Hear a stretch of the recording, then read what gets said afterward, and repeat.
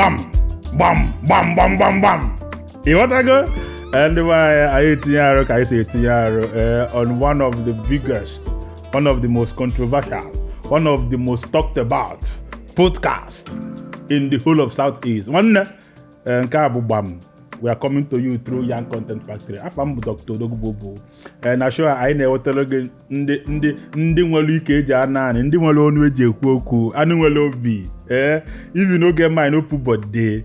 I na-akpọtala unu ndị nwe one or two things ha ga-agwa unu to inspire you ma ọ bụrụ ndị oyibo. Ka ịmụta ihe.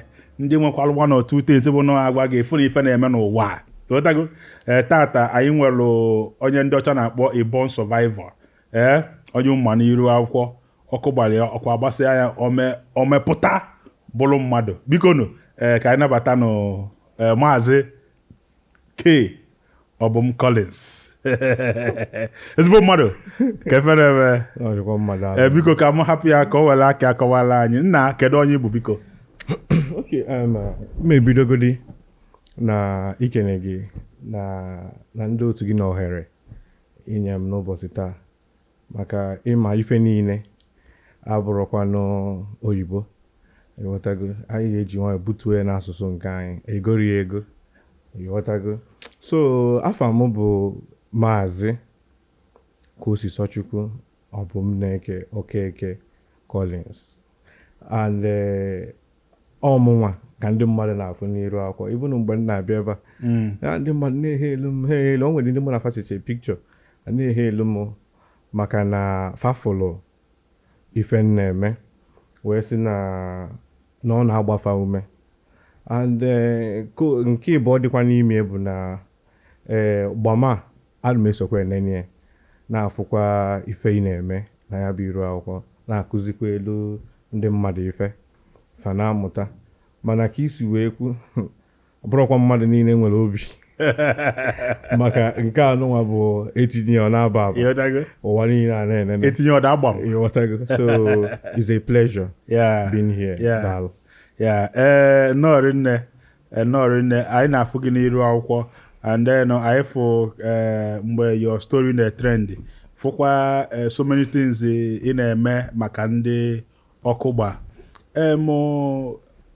Collins enwe ike ịkọwala anyị onye ọbụla afọ gị enegoghị ya n'iru nega ya n'aka marụ na ị nwere ọlụsị biko gwa anyị ọlụsị anyị nwe onye bụ mpụta ụwa kedu ife menụ emu mmiri ọkụ ka ọ bụ kemikalụ ka erughị ka ọkụ gbaa gị kedu ka o si wee mekọwala anyị. Ịma na asị na nọ njegharị ka eji welele nwamkpi. O nwere obere ife ikwu na mma chọọ ka ntụzielu ya aka maka asị na onye kwuo okwutere eme gịnị akọwalị ya. Ajụjụ eju dị mma mana ọlụsị ya ikwu bụ ife na-adịrọ mma ịghọtago mana nke izi anyị na-enwe nnọkọ so ya bụ ife a na-ene anya kịta abụrụ ọlụsị ịghọtago. O nwere ka ihe esi wee chọọ ịjụ mmadụ ife si ya nna ma nne ọlụsị ya mee iwe ewebegodie so accident n'ọnụ Igbo bụ ife mmadụ amarọ ihe mberede ịghọtago. So ife mee bụ ife mberede ọ bụrụ ọlụsị. Ọlụsị bụ nke a na-amụnye mmadụ n'ime. Ọlụsị bụ nke ejegharịkatago n'ụwa niile jee ma dọkịta oyibo jee ma dọkịta Igbo enweta nwuro ife emelie ọ nke anwe ka a na-eku ọlụsị. So ife mbụ bụ ife mberede mana ka o si na dị na gbam ka anyị nọ mma ekwu elu o si mee na ka o si mee. One nke mbụ ife mee summarily ma ọ bụ ndị sụlụ oyibo bụ burns. Burns bụ ọkụ ọgbụgba and burns can be in several forms. It can be from acid bath, it can be from explosion, kerosene, fuel, gas, and then a whole lot of form. So nke meme bụ lamp bụ mpanaka ọkụ ma ọ bụrụ ndị Igbo ndị Igbo na-ekue lamp mana ndị Igbo na-ekue mpanaka ọkụ nke a na-etinye ugegbe n'ire onye bụ lamp ọ bụrụ nke a na-eyuzu owu na ya were alụ no all lamp ịghọtago a ga-egosikwa enwe ike anafa eme egosi ife bụ lamp ka ndị mmadụ mara ife bụ lamp ma ụdị ọkụ gbam then ka o si wee gbam bụ na n'anyasị anwa mụ na nwanne m nwoke a na-akpọ Chukwu Solukwe anyị nata school ịghọtago and we were trying to arrange the house so I arranged the house so luo n'anyasị me as the older all my duty make sure na mgbanye lampụ niile dị n'ụlọ kerosene maka mgbe ụfọdụ ọkụ anara adị mgbe anyị na-eto so that n'anyasị onwere onye chọrọ ije use toilet ma onye chọrọ ize onwe ka ọ fụ ụzọ gaa na the walkway wee banye na toilet so that fateful night aka m na-echeta ya ka ụnya agbanyechere m lampụ ahụ kerosene ịmago debie so mpụtakwa notice na the lamp ọ bụ ndị use go lamp very well ihe notice na onwe mgbe ya bụ ịgbanye lamp gbanyecha ịpụta lamp a na-eti ọ na-eme pam pam pam ịghọtago so ụmụazị mgbe anyị na-eto anyị na-adị very sharp in grabbing what our parents do I will still come to that so mgbe ụfọdụ lamp na-eme ife anwa my mother ma my father pụta fa bunitie enu fa emenya otu a mekwe otu a debekwe ọkwụsị mgbe ụfọdụ fa jee na ya ebe ahụ esi agbanite owu ya fa gbanitie fa gbatuo efokwe ọ dịkwa normal so mana mbunite notice na kerosene adron ya so mgbe ahụ enwero gas it's been a long time more than 30 years so mgbe ahụ enwero kerosene enwero gas onwegodi n'ọfọ ndị gbagote enu anyị gbagotekwe mgbe anwa ya ma engine ọlụ ndụ but ọ bụrụ for everybody so wee ficheche the lamp gbanye kerosene maka notice na kerosene adịchara ya gbanyechara ya kerosene fichekwa arụ ya ịghọtago so mụnyezie the lamp ka m mụnyelie so enwelu lamp na-enwe chimney bụ nke anwa dị n'enu ya bụ every Saturday asị ụmụazị jee saa lamp carefully iwepụgodi globe anwa maka ịma na ịkụwa anya your parents ga-emegodi gị alụ ịkụwa anya akụwa gị iwepụ globe ahụ idebe n'akụkụ ị bịa were ife dịka akwụkwọ tinye na the basket anwa glove a na-adị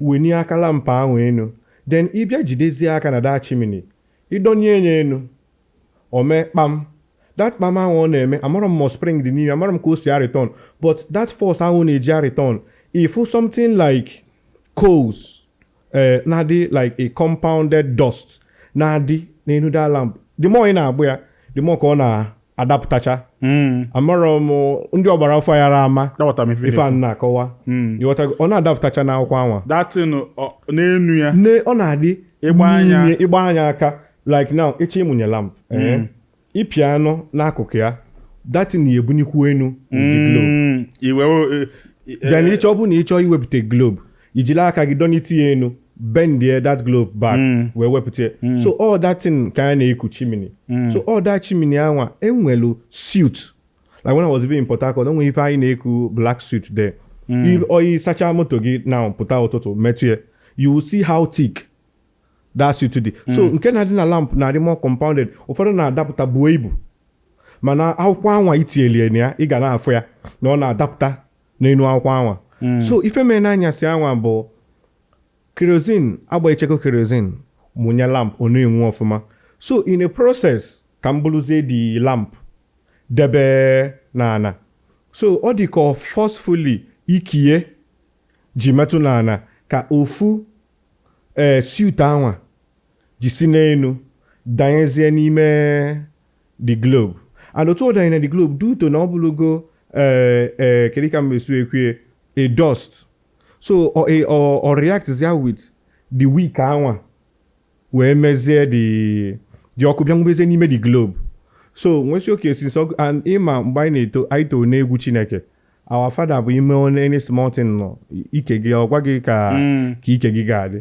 so in a process of ka m buluzie the lamp ka m gbanizie ya enu fụnyụọ ya ka ọ nyụgodi ka amala nke a na-aya maka o sibego already so mgbe ntezie the lamp gbanizie ya ka m fụzie ya ọnụ na-afụzi ya ka ọ nyụọ dị ọkụ banye n'ime the globe pụta n'elu the chimney wụọ m na pyjamas because I was wearing my pyjamas up and down.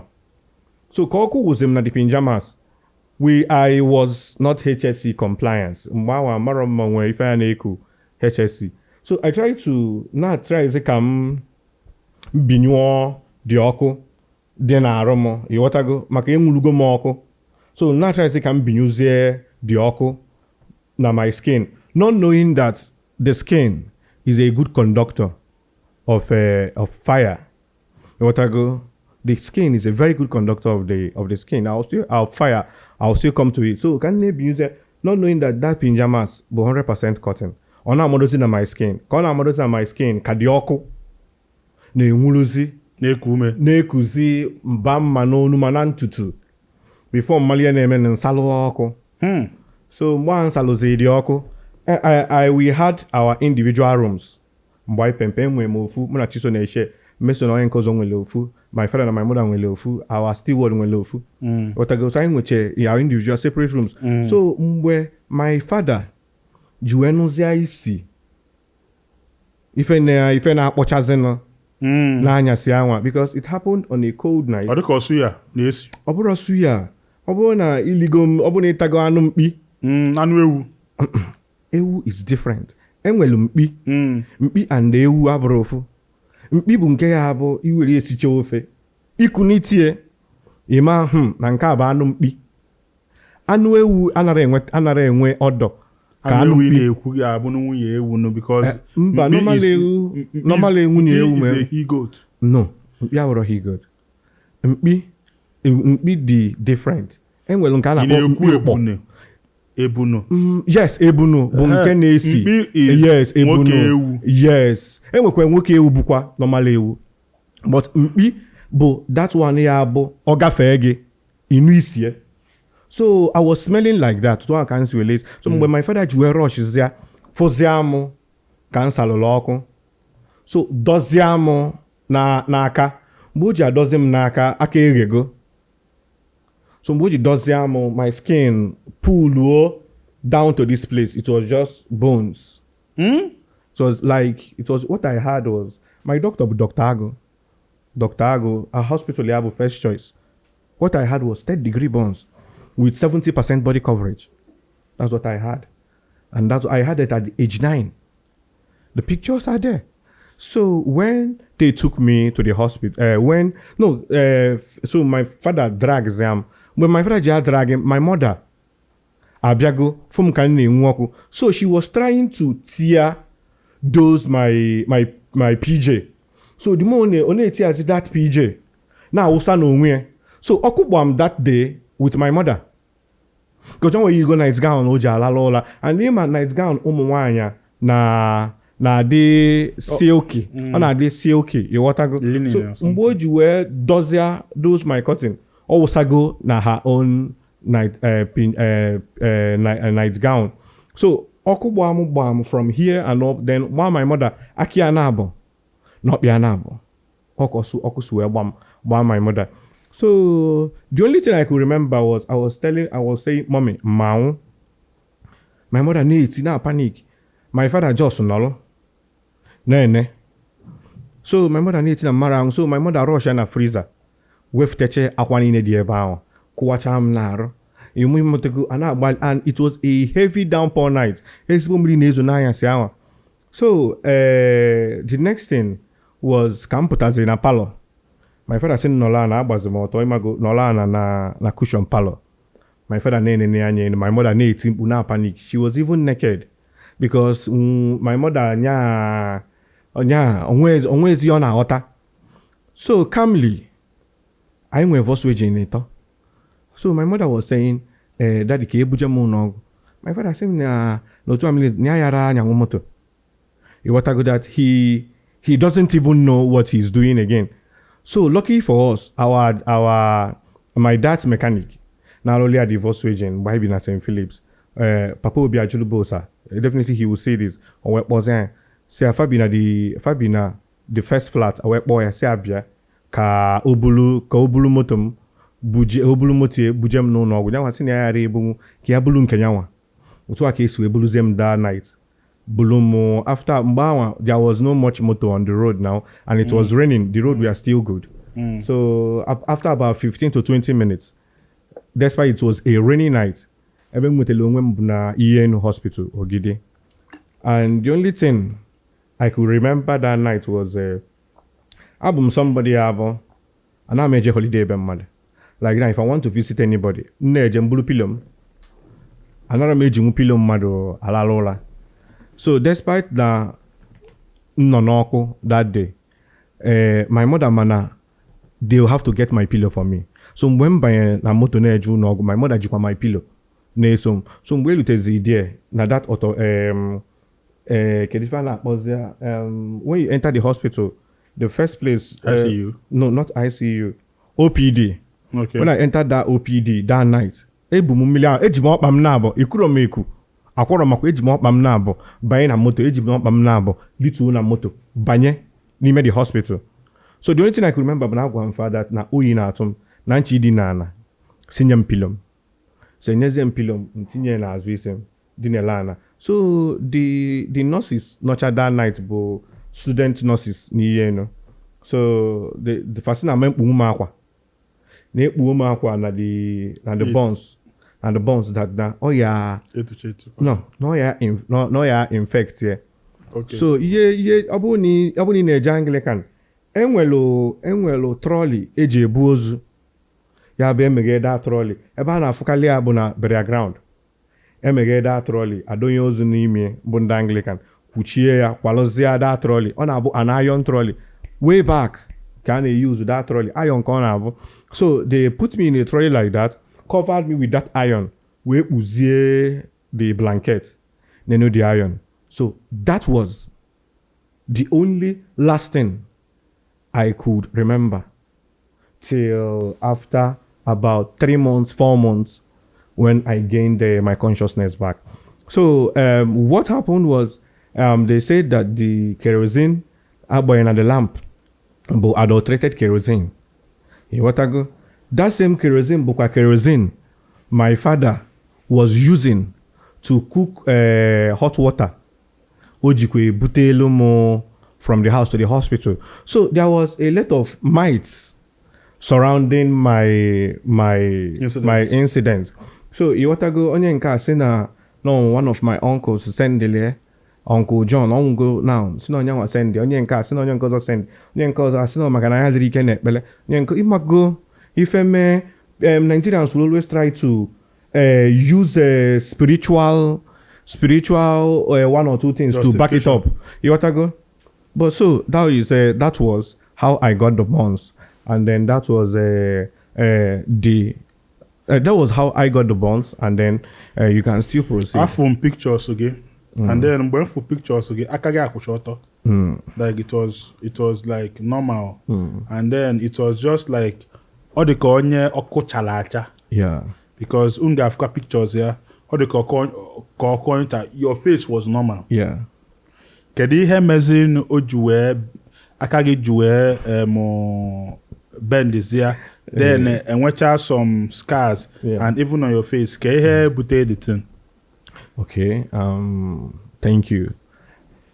Actually, when I regained consciousness from the hospital, I was treated at ENO.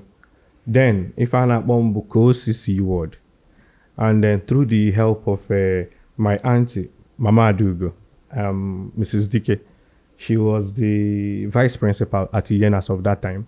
So they made sure that they gave me a proper treatment. So I lost my consciousness for about 3 months. The only thing I could say for 3 months, Buna, that I was in between Enu and Dana. That is something I can remember vividly. I was just there seeing flowers, but up at my metro, the more I tried to jump up, I came in metro, then I was just floating. So till when firstly that the day I woke up, but after 3 months, just to be near as somebody sinola, because the last thing I could remember, or probably that should be my mental processes, but that lamp, Debe, I'll go and sleep in order for me to wake up the next day jeba akwụkwọ. People who go psychology will understand what I'm trying to say. So they said the first thing bụ na Nambia binye. The next thing is Chisobia Kaipu na enyela assignment I submitted today. Any assignment or on a bed for more than 3 months and wake up with binye enyela assignment. So when they said that when I woke up that there was jubilation in the hospital, and then the next thing they said was they needed to call a doctor to make sure that I can see. You want to go that now that the fire affected my whole face. And the picture is going to come up that it affected my whole face. And, it affected my whole face with a lesser degree. And when third degree here, my face third degree, but my here, because first degree, you want to go. So when I woke up from the hospital, I sat down for the first time after 3 months, Nolana, with a lot of cannulas in my hand, in my leg. Then they started the treatment, and truly, if I remember those treatments and how they treated me, I was treated very well. But some of the nurses there treated me poorly, and I will still talk about it for other people. Hospital? Yes, in the hospital, Ogide. The administrator there, may he say rest in peace. I learned he's late now. They tried as much as possible to make sure that I was treated well, but some of the nurses there. The staffs they had then, I still know their names, they treated me poorly, okay? Because they come to work with their family problem, And then it was one of those incidents that my father told them that if anything happens to me, they are going to get sued. Well, I'll still come to that. Now, how I got these scars was because after discharge him, I stayed more than a year plus, going to 2. I just got tired in on I'm celebrate a birthday 2 times. So I needed to go home. So I told the doctor that that I want to go. Awesome, but they are still managing my case and said, don't worry, that my father will be bringing me every other day till once in a week and all. So when I left, the bones Onana is going to look so neat, like somebody differ. Even my little sister, when Nathaniel for the first time or from so I laughed. They deprived me of seeing myself in a mirror for more than a year. They told me that now for myself in a mirror, that I'm going to be suicidal, I'm going to be this, I'm going to be that. So they made sure that anywhere I stay is going to be tinted, so I don't see a reflection of myself. Yes. So that was what they did, So when I saw myself for the first time, so I was like, Kande, you want to go? So, well, I took it up upon myself. But the problem was when Arumbido Baba Apple, Bombe Asemo Onana, Ma Akonyoko. But Haba, Onyokuba, even Miloko Wosagi, Ochina, Asigi no Oka Wona Ako, but part of the healing processes. So mgbe nwoke na-akom etielu m fan anọkọta asị m ka eje wetelu m nku tolotolo ma ewetelu m nku ọkụkọ ma ewetelu m nku nnụnụ bịa nwelezie nya na-eme ighọtago emekọtago mie okwezi na nwechila aka wee wịa ya wee na-akọ ma n'iru ma n'azụ. So mgbe arụ mbidozi gbabazi agbaba, I was taken back to the hospital. But even as narum na agba I can ejekwe that checkup, dressing, not checkup actually, dressing. And I did that dressing every other day. So one of nkeje, so see Dr. Ago that narum na agba o si na enwelu akwa a ga-enye m a na-akpọ o si na akwa anwa na a na-akpọ ya compression gown. Now you did that compression gown and compression mask. That's this skin ma agbacha mkpụrụ na ọma mgba mkpụrụ.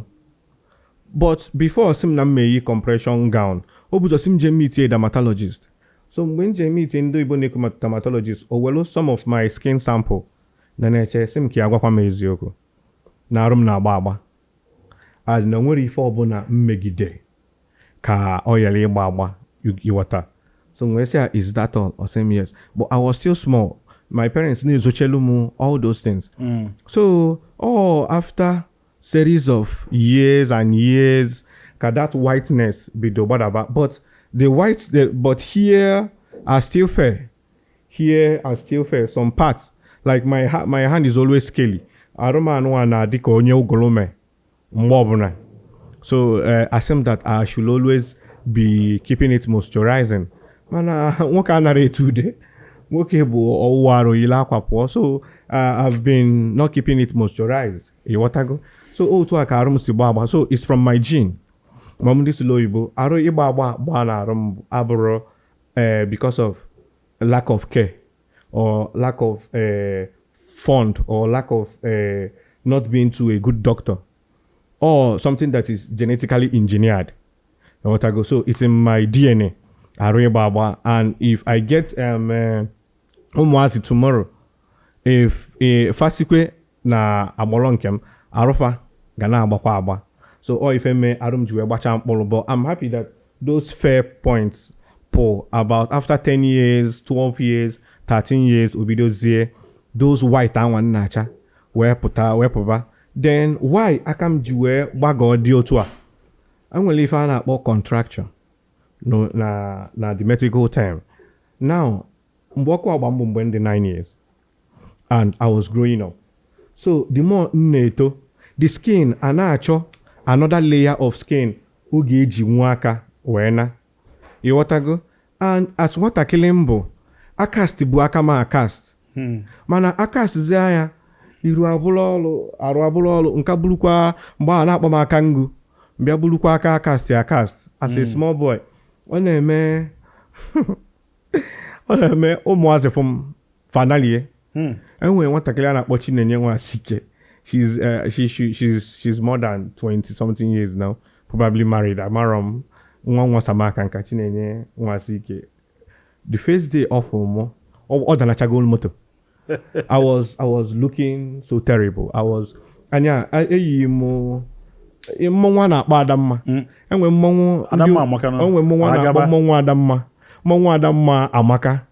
N'ebe nọ. Even na onwe mmọnwụ nke Agaba. Agaba amaka n'ebe nọ. Ifụmụ mgbe anwa. Ifụmụ adult na afụmụ. Adult ya afụmụ gbawala ọsọ. You what I go? There was no sensitization then. Antichrist bụ nke nwe numpi. Nke a bụ na something that is unimaginable. Wow. Ibago onwere onye funugo. Ifo mmonwa na onwe ma funu okwu onye ọkụ gba. Eri nne mmụmụ. Mana ewulugo m onwe m wee malụ ka onye ọkụ gba na-adị. Iwatago. So I was very very ugly. I was very very Iman napu ifo mu mgbe ahụ enwe ike nwaanyị dị ime fụmụ. Nwa obu n'afọ apụọ. Awalụ. Ozugbo maka ọ mara ihe ọ na-aghọtazi. But hadibinli ife niile a bụ ife a na-akọ n'akụkọ.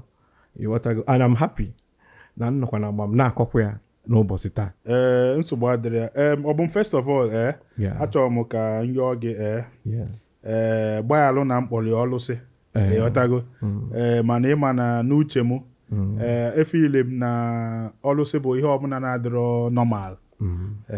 So ọ bụ na ipikere offense gbaghalụ m no Igbo ka anyị na-asụ and then ancha niile na-asa arụ n'afọ then ọ bụ m going forward enwere ife ikwugasị maka ụlọ ọgwụ ebe ha attend to you ebe agbụgba m anyị na-ekwu ya gbam it's not ihe nu hospital ka ije n'ogidi. Yes. What role ka ha play to make sure you survive?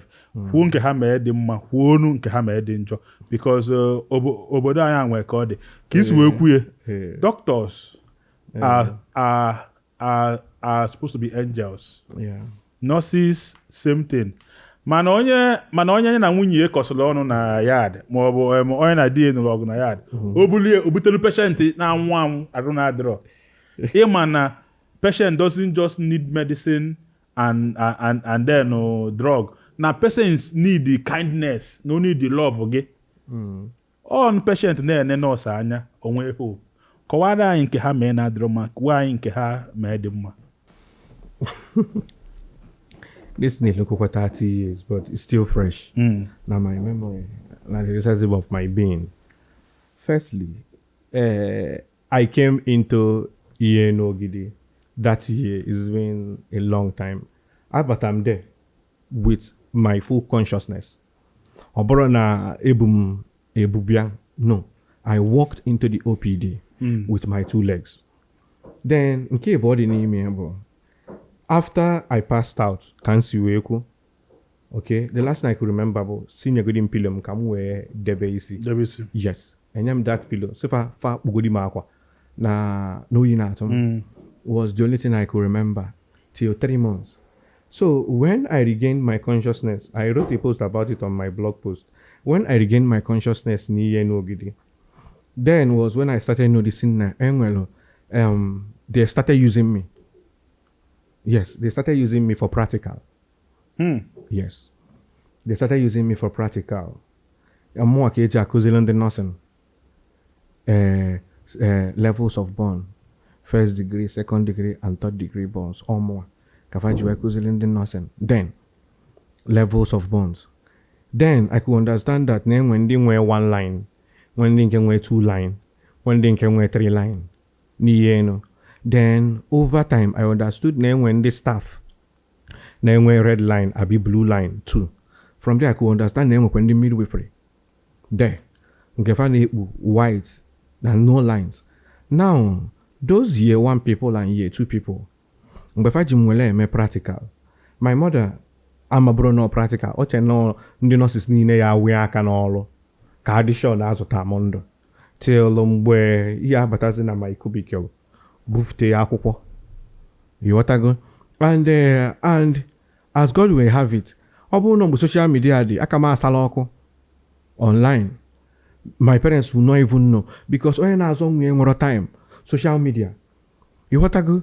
So then Fabia fawelum na-eme nke ọzọ till my mother told them that na ejiro nwa ya wele eme rehearsal. Who need a rehearsal na-eje chọọ cadaver wee na-eme rehearsals. Then who need a rehearsals jen chọọ Abdul. So my mom gave them to the extent that she requested that I should be placed in a prefectural ward where so more ka aga na-enedo anya there. And the money was there. I was taken there.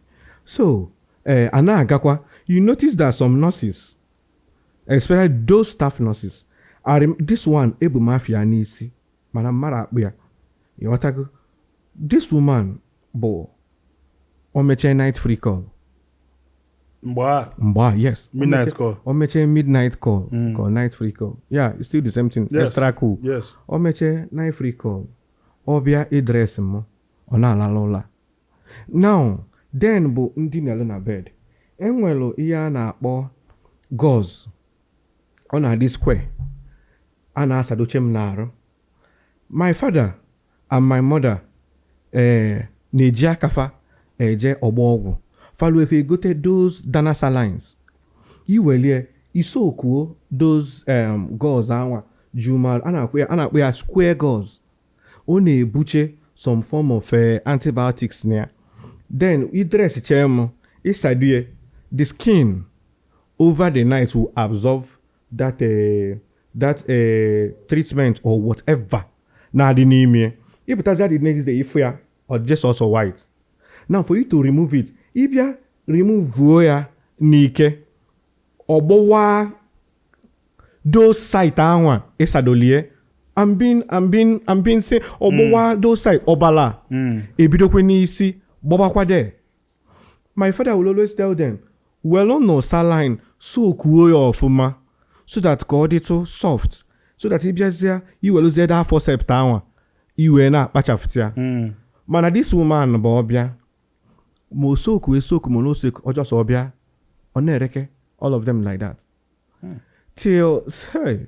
After all, Oboro. Secondly, she's paid to do that. Thirdly, onwe ike shift on ya. Or like the shift. We kobu no onwe ebe ocho ije. E will attain a morning shift. We kobu no onwe ebe ocho ije. Will attain another shift. You know. Then one thing got to me one day, bo. On address him name a phone call. I was telling her na on her for some on her for some. You know, she agwa mo bu na me mechiro ni akwaru trolley apo. My mother will always calm down. Some keji your name. No go abrobai. You understand? I was humiliated. Despite yes, I was a boy. What 9 years. I come on a children's ward. I was in the children's ward then. You what I go? So that young woman humiliated me so much. Treated me as piece of shit. You what I go?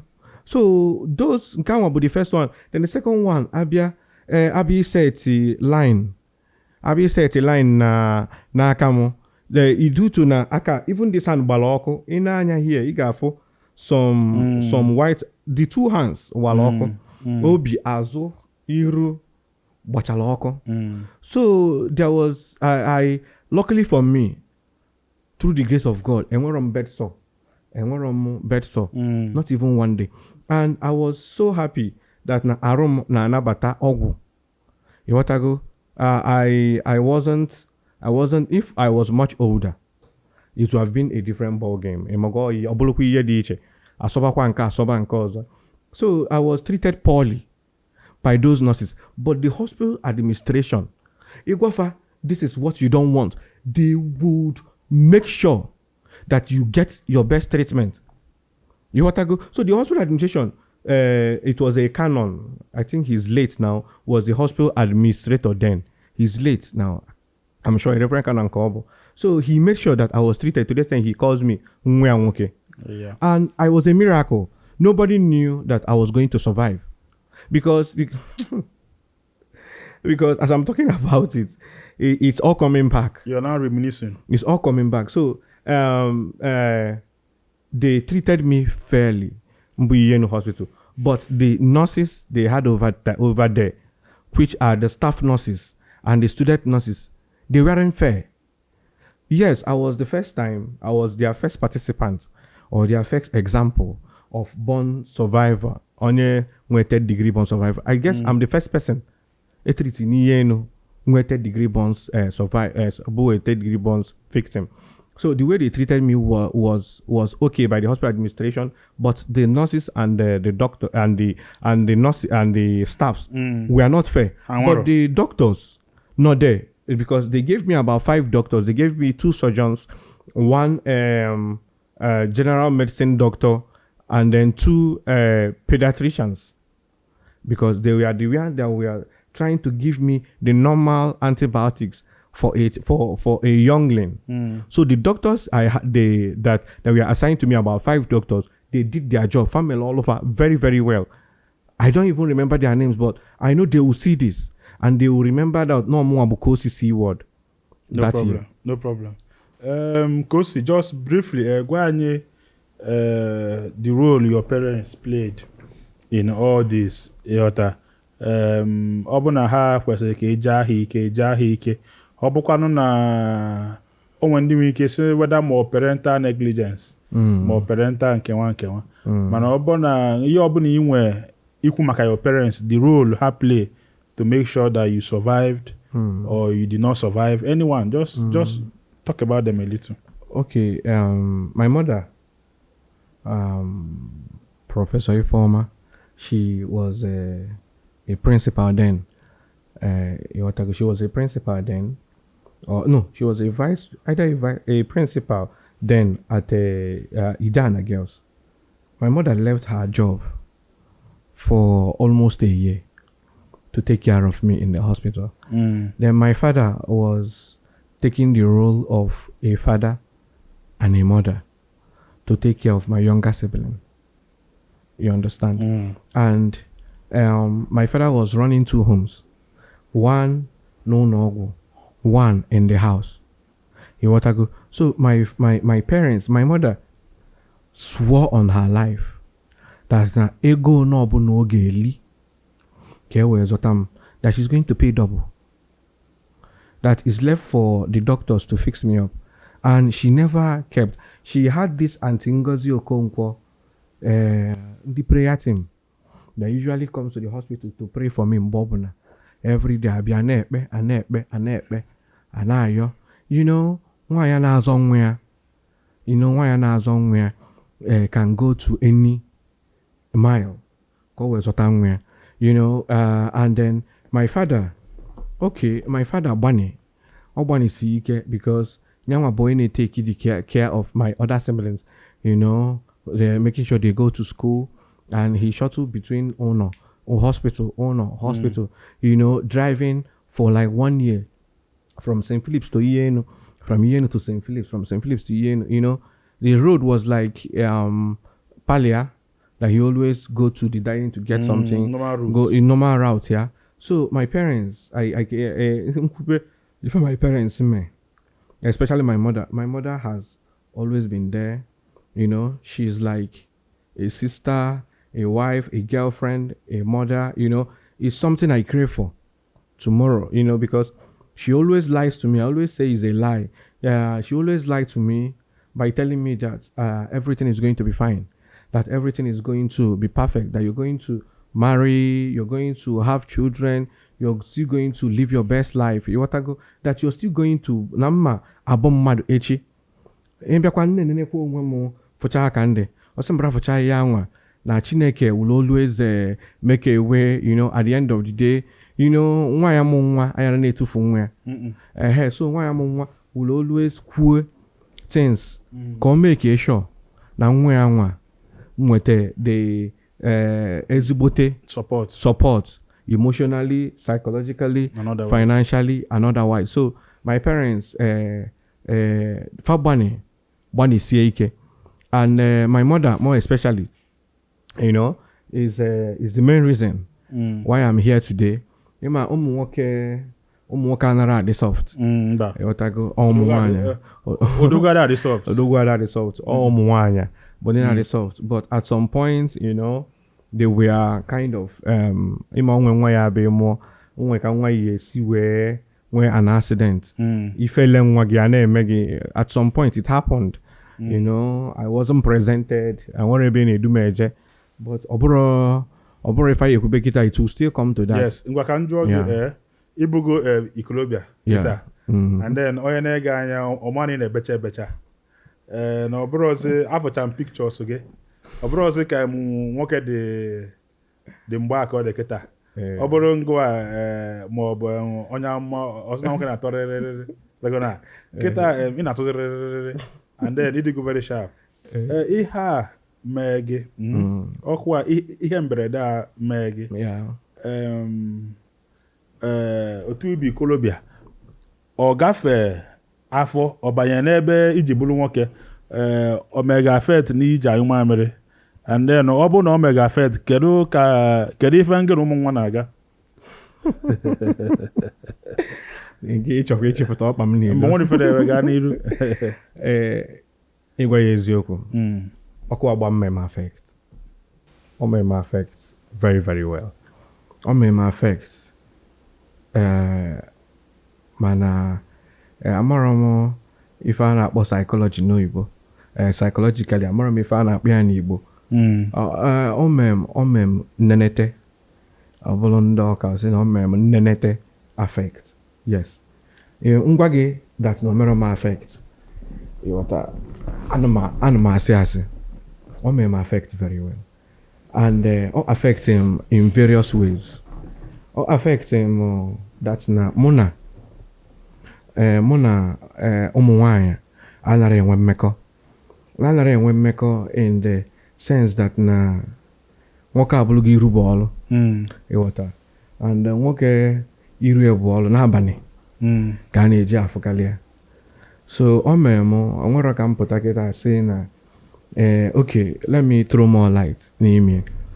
Mgbe m na-aga school na DMGS, then my younger brother pụta ọ na-ebu nwa ịghọtago, ndị federal, ndị ado, ndị kio a na-anwụli ya ịghọta, fresh boy a na-anwụli ya.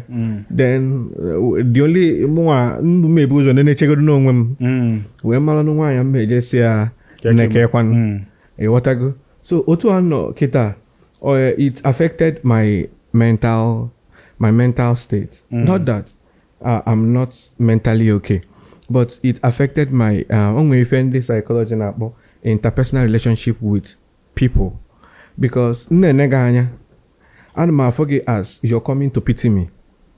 Ịghọtago? Okay. Enwe one girl a na-akpọ F Bafia afa nne abụrụ A. That girl mụ na ya meet na social platform mgbe tugo ka na-ewu. So mgbe anyị meet o jikwa nwa. Ịghọtago? O ji nwa n'aka. Single mother.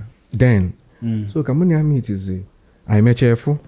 So o wee sị m hey na ma amakakwa. If I'm like 2009 2010 ọ sị m na ma amakakwa mana nye yara afụ m during the day nọ n'anyasị ka ya eji m wee na-afụ m nsị a ọ sị m then ya mara ife ya agwa ndị ọyị ya nọ ife mbụ nsị a ife mbụ nwa bụ ọ sị m hey sị a nọ ifezi ka mbụ ọ sị m sị a no problem I had to move on.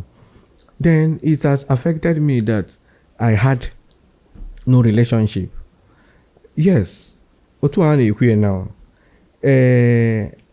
The first time ajọ m ọkwa ọgba m na-amụ bụ mgbe m na-agụ mgbe m nọ psychology second degree second year m na psychology. That was my second degree.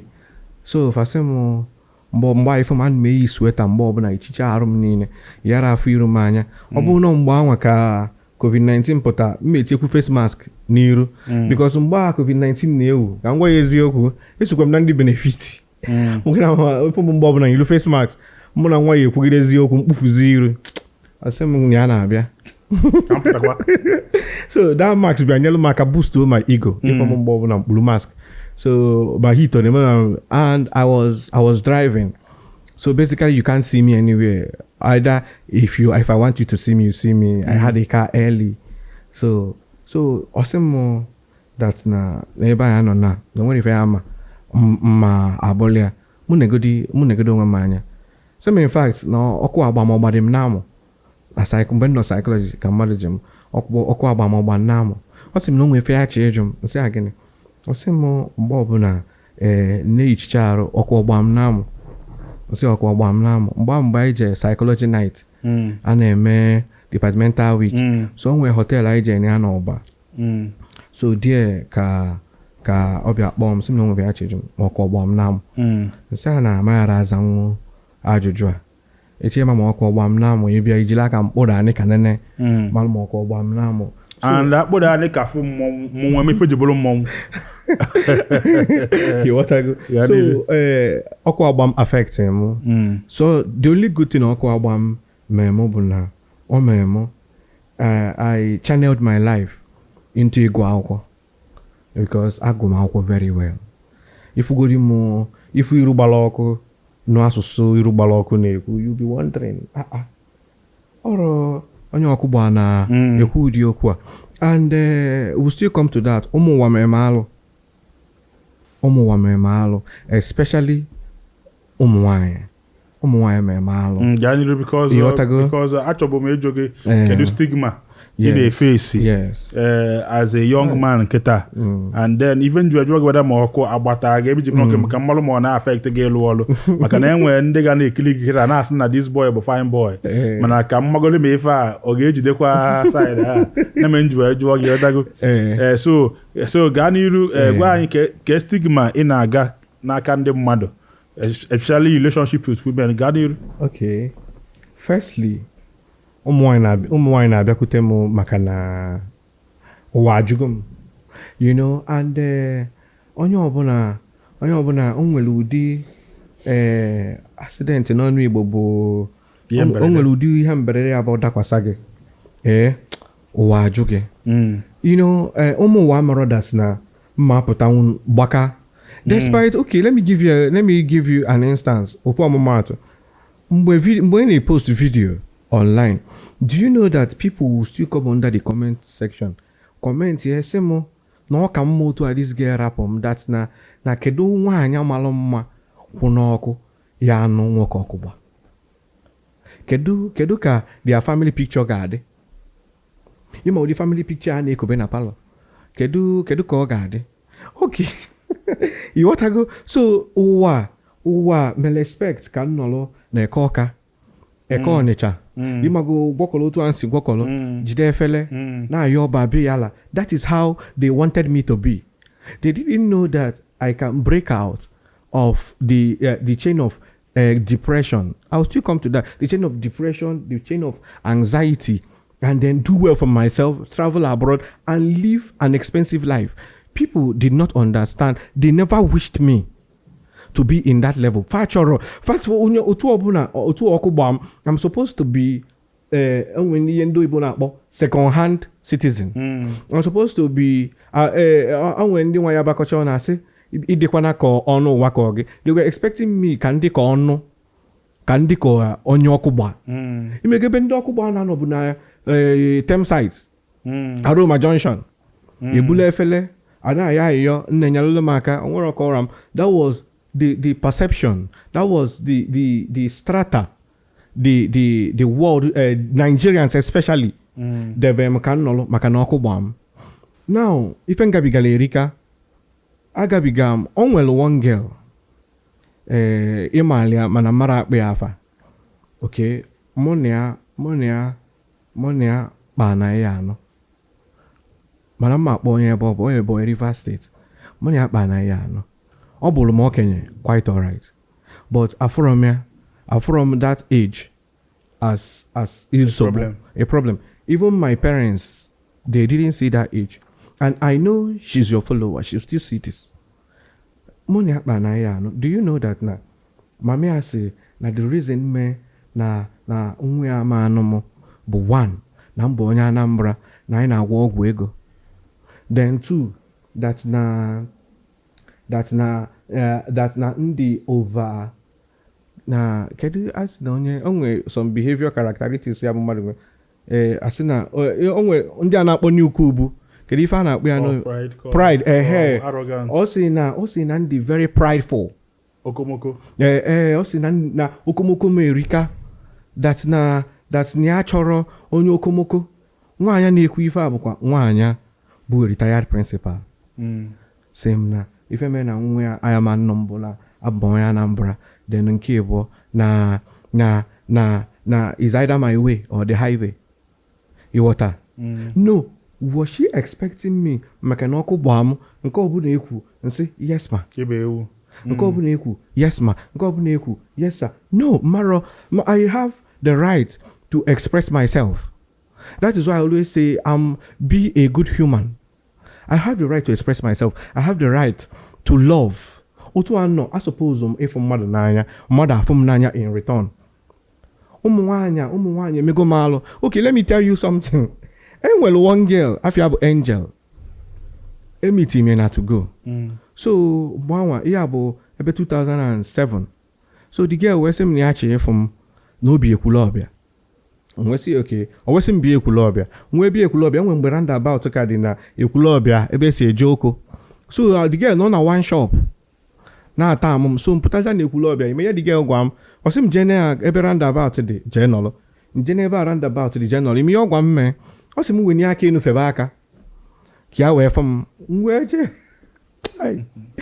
atara ego ngweje na ekwulobia ulu okwu na roundabout wee kpọ the girl na phone o pick njide phone na ntị osi m na ife na ekwu mu febe aka kia mara ebe nọ nwe na ọ na-enweta phone na ntị wee febe aka na ekwulobia otu ansi na ọ na-ekwulobia roundabout na-efe aka ozugbo the girl fụta m na na-efe aka ịma ihe ome ọ gbanyụọ phone till today m na ịnọ phone ya agakwazi ọzọ. Phone had it off for at least more than 10 years. More than 10 to 20 years. Phone had to go off. You what I go? So, oh, the guy Fuiru. And manakangwa eziokwu. Ajoka kwa mo. Mara say. Sometimes nene keto say hey. Kreben jomade. Afangwa mune ano kita. Rafo kita ano nwoke bia dizie nwayo. Where has been man even before. Mbana ekwana na ejoka. Yanu nwoke even before. Hi. Okay. Even before. Sometimes nene keto mo say chai. Say na ngabi kwa ife o. And sometimes when I only mba BBM na for na unizik then. Only one girl money na chat na BBM. So I send earlier picture. Those won't send earlier picture of a picture most bo. Na choose can type that and BBM bo remove wo. you can still be typing to somebody. Remove. You know, type chat if go.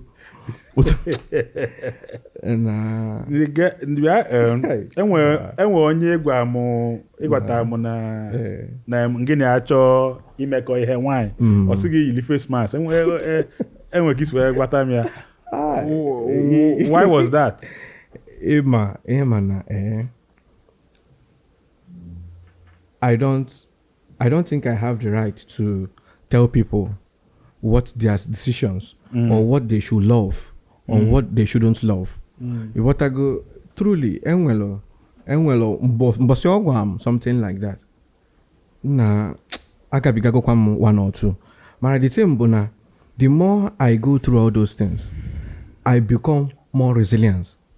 Nya na agabiga, the more na agabiga, the more kan na abo onye obi akpọ na ekwechiri. Like Igbo bekee beche osigi ikwechiri. Ya na emekwe nkwechiri kwe n'enu. Si na agafu isie. At the end of the day, ofu onye ka mma anụ mara anụ mmadụ na-abụ. At the end of the day, ofu nwa ka mma amụ ma ọ bụ ma ịtọ mara amụ ụmụ ụwa niile. Mana ife a na-eme na bụ inene ụmụ nwaanyị na bụ nwaanyị afụ nwoke ọ plan go ego na oye make n'aka ya.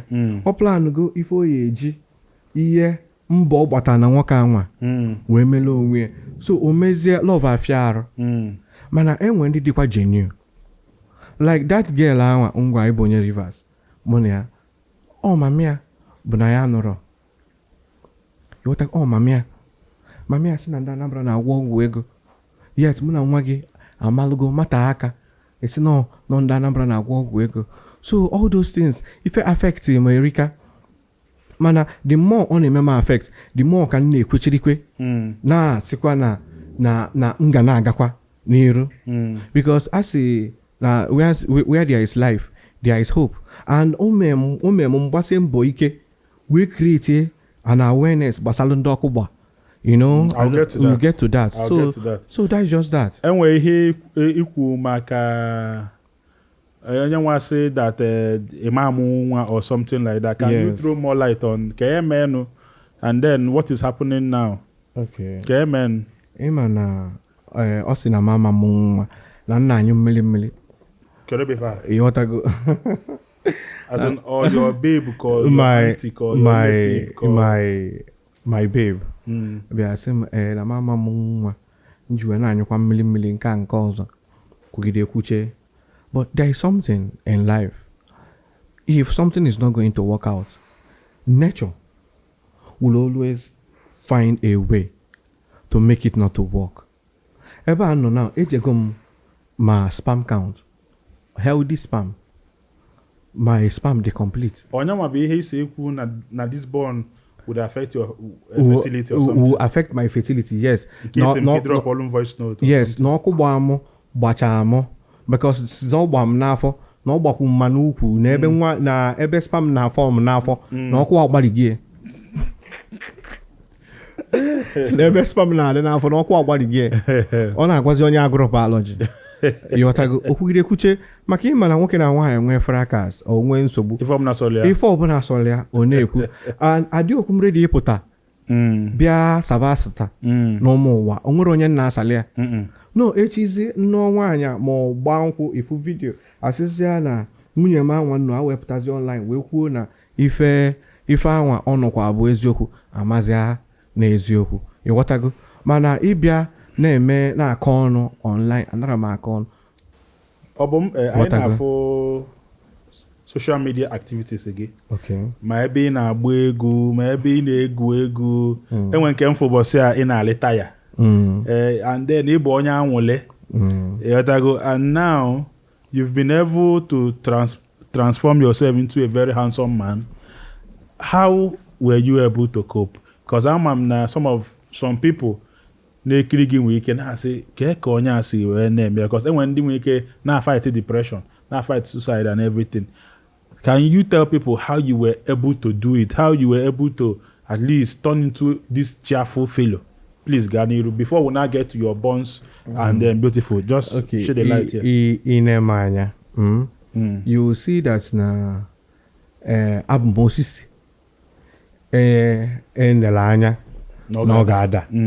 You want to go and ọdara ịghọtago ka ngwa ya eziokwu ụwa akpakọ ka m o nwere mgbe ya bụ nje babos kọndọktọ fụm ọmụvuo bụrụ onye ọzọ mana Chukwu Solukwuo my younger brother ọ bụ a lawyer ọ nachi ya few days ago afia bụ Chukwu Solukwuo Chukwu Solukwuo Samuel wow ezigbo afia bụ Chukwu Solukwuo as in Samuel that Igbo name yes afia bụ my father bala afia bụ Chukwu Solukwuo Samuel ọ nachi ya to be with the wife 3 or 4 days ago okay he has always been a fighter ebe ọbụla asị na a ga-apịaka just ka ọ bụ na nnọdụ ọpịaka Chukwu Solukwuo ife ọ na-emezi bụ ọ pụta ọsị mpa amụọ n'ukwu esi nyanwa akwụsị costa mgbe anwa bụ costa ka a na-eyuz na Anambra wele eje school mgbe anwa nyanwa ife ya nyanwa akwụlụ with white and white ya maka ọnika ka anyị na-endi DMJ nyanwa akwụsị costa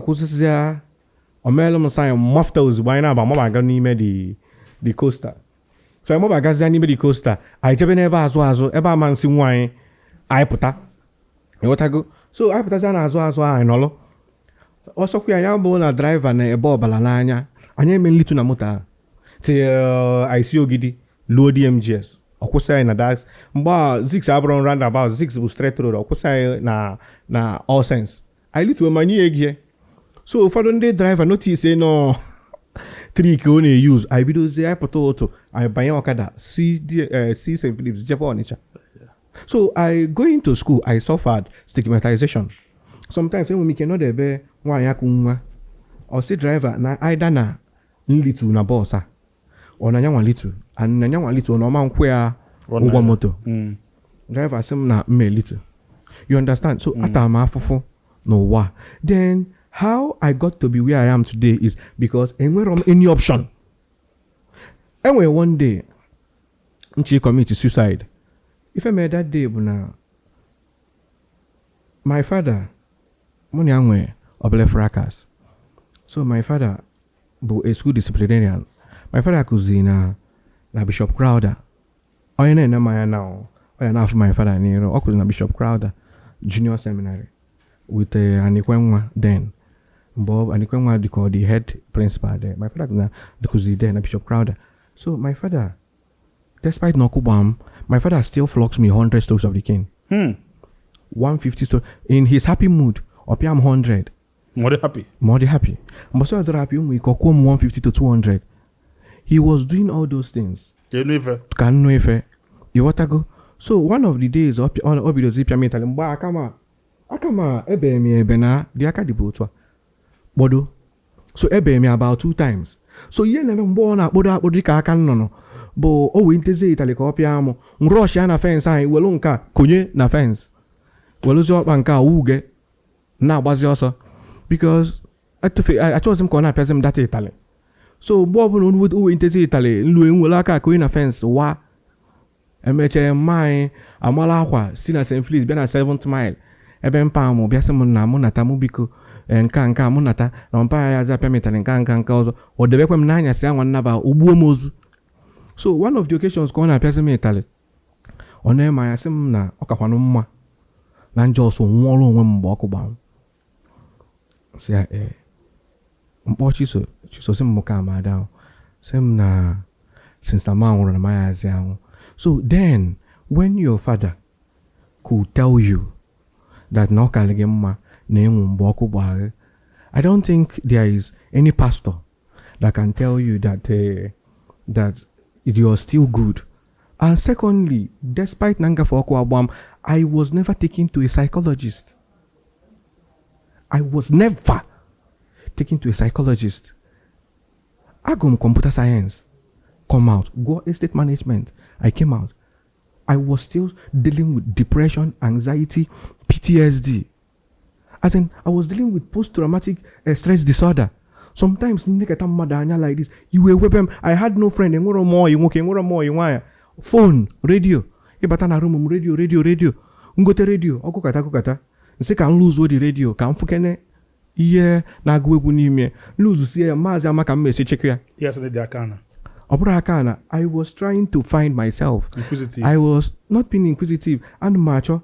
Something that can give me whole. No, something that can give me whole. Do you believe that my father were I want to go DVD na buy mana I need na window go more keze na TV. My father patapa for I buy na TV. I am go na onye obana ye 100 nike. Maka na ije na window mod no I buy me pay window mod na TV.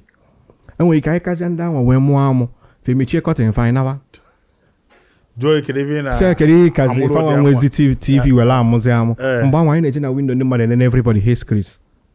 You what I go? So I try to when to go back psychology. That was when I started seeing you. When to go back psychology, that was my 3rd degree. When to go back psychology was when I was able to say, hey, that nobody has the right to be what I don't want to be in life. That was where I started building a personality for myself. Eba noketa, world most beautiful girl puta now. Monia, before you know, before 5-10 minutes, Monia Babagon Kata. But then, but when it comes, there's something I want to say. All those things I've been through really affected me up till now. All of a sudden, I'll lose interest in the person. On not that Nime Majoife, but hadn't been alone for more than 20 years. 30 years. Nozalongam. Go anaju kidifi memo. The wrong. Umwero. But it's just because now it has been in my head that I'm not going to be accepted for who I am. I'm not going to be respected for who I am. I'm always going to be used. Then na school, mo anwe BlackBerry. Enwe chioma ne ukita we nukwala na Facebook. Chioma wa bu phone mo. Mba no psychology department ko ni JS photo na Garba Square. Chioma go economics. Phone BlackBerry mko. Then enwe moto when na go school. Nesam Primera. Mwe phone. Onwere yeme enwero. So it made me umwanya now from nanya because of those gadgets. Now remove that gadgets. Umwanya poor. You see that? Do you know sometimes up till now I still cry in my sleep. Sometimes I wake up and hot flashes will still come. You what I go? So eguni na babu eguni enyem joy for that moment because I know that eguni na babu my reality. Eguni na babu abro. I know that up to tomorrow I'm still trying to find acceptance. I'm still trying to find credibility. I'm still trying to find trust, love, care, affection. And I'm still trying to see when someone will look at me and say, because of you, I didn't give up in life. This is something I crave for. Before I die, I want to inspire people. Before I die, I want to let people understand that Okobagodigi, you can still do better. You can still be who you want to be. But the community we are in are not encouraging it. As you are doing this now, now, somebody somewhere is setting up a studio. Somebody somewhere is trying to look for what to do just to make sure na honor in competition with you. So there is jealousy, there is envy, there is greed. People are mean. So even sometimes now, some people will still tell me, Negudi kisi abwegu, a grown man like you. Why you suppose you dump ogo? Biana Facebook, biana abwegu. Try and be serious with your life. It's still under that video. So world wants to shut you up and wear RIP.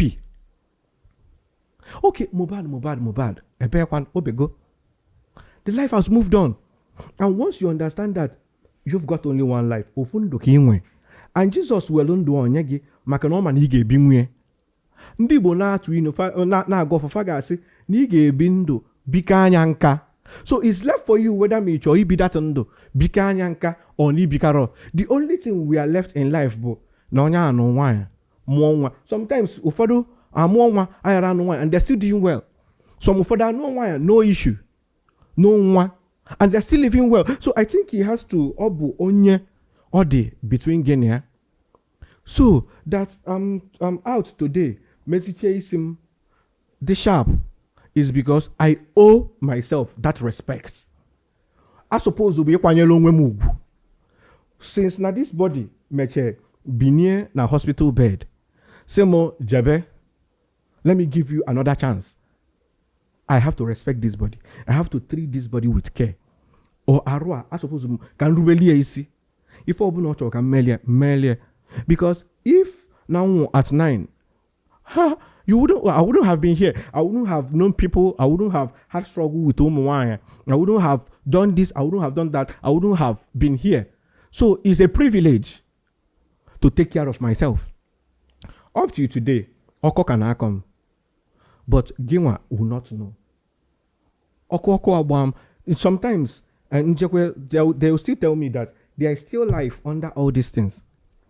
Okay, that reverse girl and you when money I join and my doctor.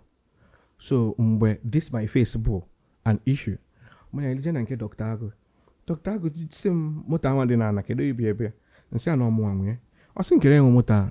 Nsi ana omo anwe. Kedo enyi abia. Nsi ana omo. O say why am I here? Nsi ana ncho ka mbewa aka ma ka edozie aka okwolo straight.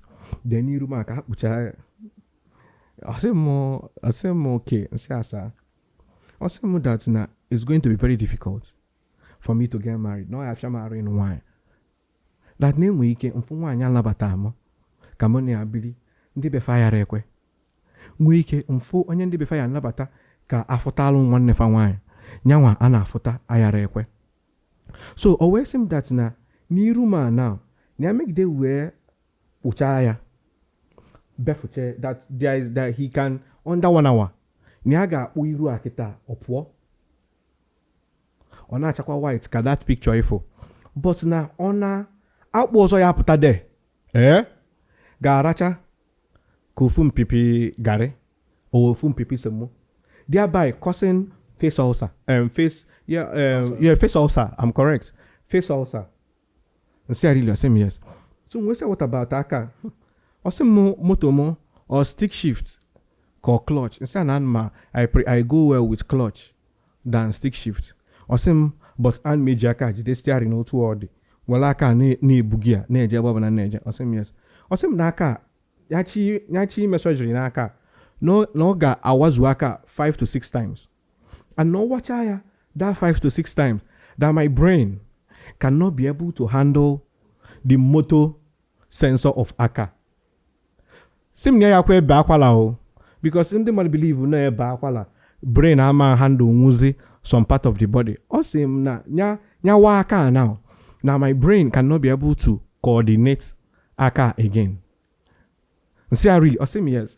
That's na my brain from birth not from birth from infancy because I can still call myself as of that time infant.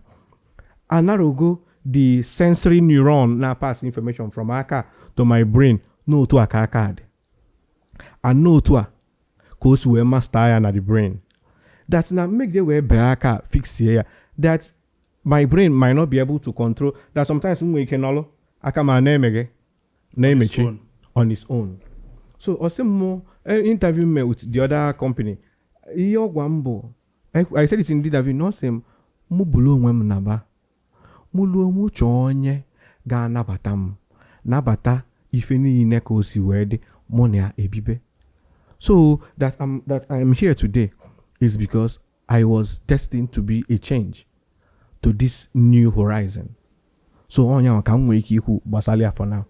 Thank you very much. Okay.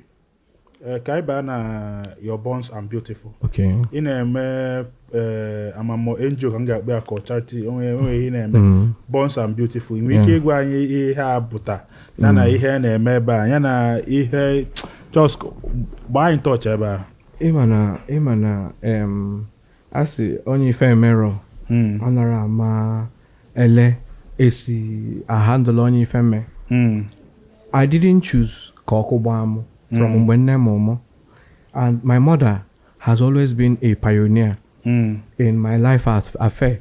So Okubachamo, I'm egone my parents sitting Nokobam. Malo, what ntinye in terms of academic wise, psychological wise, and the rest of it. So we decided that now that I am going to open an NGO on my own. I've even registered it. That is going to take care of Ndokubwa. Not no. Because there's something the hospital doesn't tell people. The hospital is after K3 and A3 they are not going to tell you if Igaga not knowing that now coming out to the society, but another hospital on its own. And for or nata me obele 1 or 2 associations. All of a sudden, I said na awkward or more. I've gotten about 10 episodes of depression, of taking my life. But thank God now go psychology. I could always bring myself back and say, this is not normalcy, but this is normalcy. I've always na yochuku makike nebube. Sometimes never feeling everything but no. Sometimes only some things here gabiga meet a psycho evaluation. Go for psycho evaluation aptitude tests.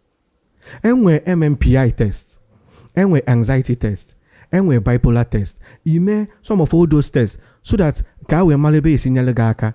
Now this bonds and beautiful creative kawe ne nyalo ndoko both man in Nigeria and outside of Nigeria. And some of the people have had their lives with me, but people that are abroad, Canada, Malta, South Africa, Mali, and then Gabon, and Kenya. The last one I had with Onye Kenya, I've seen people Okuba, even Otua Nsi Atafuna Nigeria, Kafasi Atafuna Obodoibo.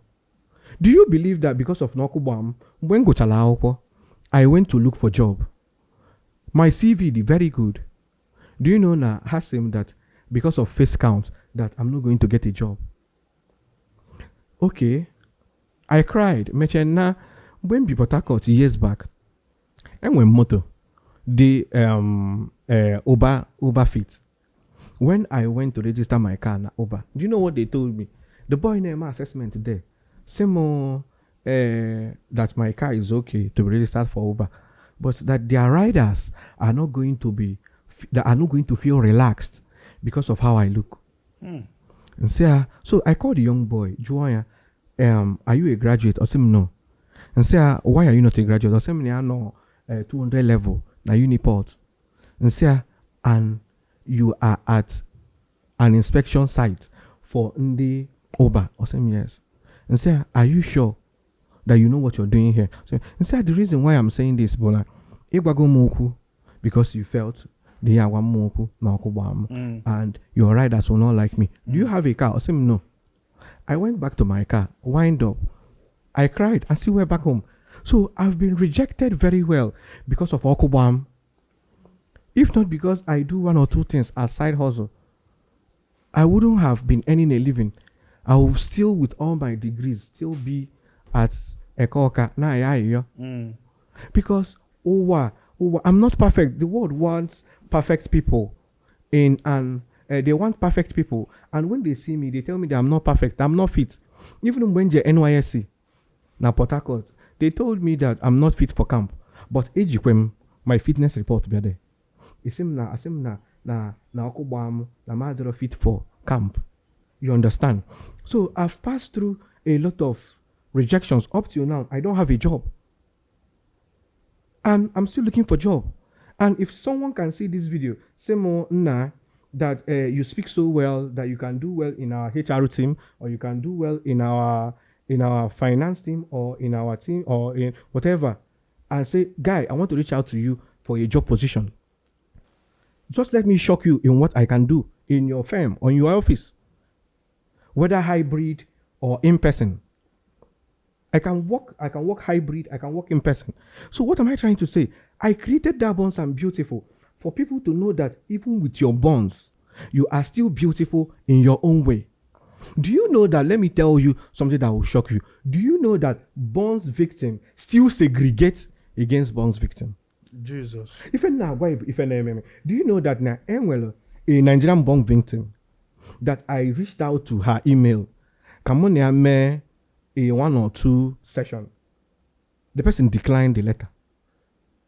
Same na maka erulo stage money imekọ. Ọkụ gbazi go dị iche na nke gbam. Omega ọbụna maka na crazy mgba gị nke gbanya bụ gas. Gas. Ịma gas ka crazy. O nwere ike ọbụlụ. Then do you know that na enwe some born support groups nọ n'ime that because I'm a black, if I write something in that bonds group, they will remove my post.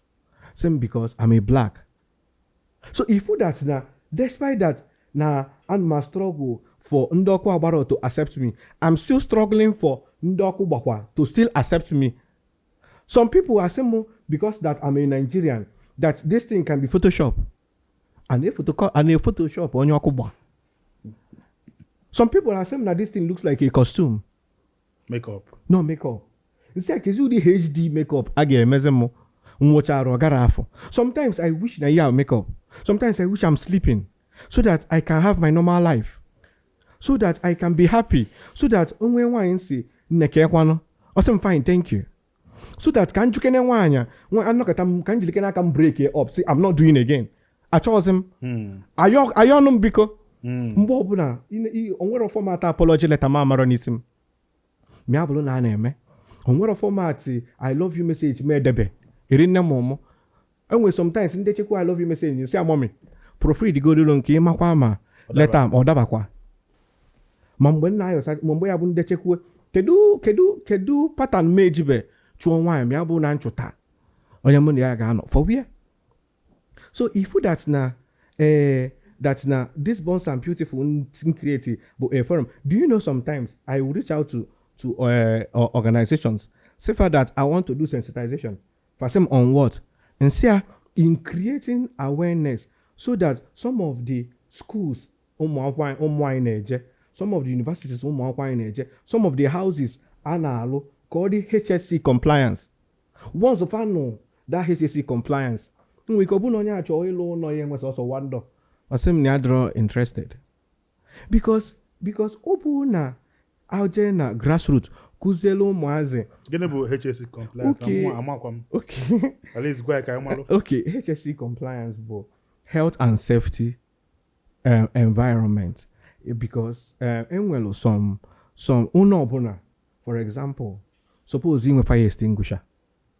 Uno obuna, suppose you how outlets ever gadoba they are cooking gas.